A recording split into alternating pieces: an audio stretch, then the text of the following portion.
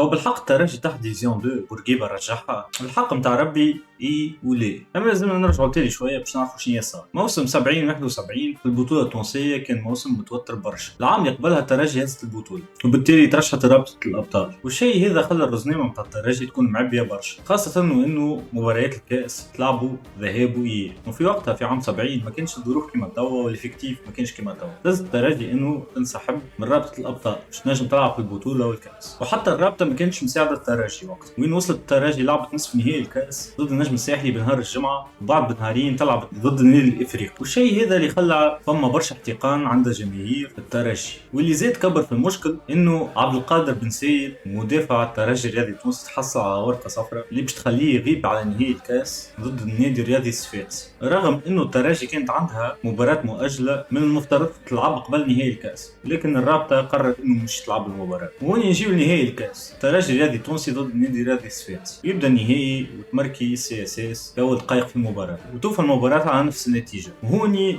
جماهير الترجي حست بظلم وانه الرابطه كانت ضد، خاصه انه احسن مدافع عندها ما لعبش المباراه هذه، وصارت اعمال عنف وتخريب، والشيء هذا خلى انه الدوله تتدخل وتعاقب الترجي بقرار حل فريق كره القدم، بالرغم انه كان الترجي وقتها الثاني في الترتيب وتنقصوا مباراه اللي كان يربح فيها يولي له. كان نحكيو على السلطه مانيش نحكيو على بورقيبه. بورقيبه وقتها كان مسافر للبر، اول ما رجع لتونس يستقبلوا جمهور الترجي في المطار، ووقتها بورقيبه استغرب ما كانش على علم بالحكايه. كي تسال قالوا له انه راهو صار هكا، فاعطاه قرار بورقيبه انه الترجي يرجع كفريق بالدرجه الاولى. وهوني زاد خرجت المقوله الشهيره ترجي يا دوله. اوكي نكونوا عرفنا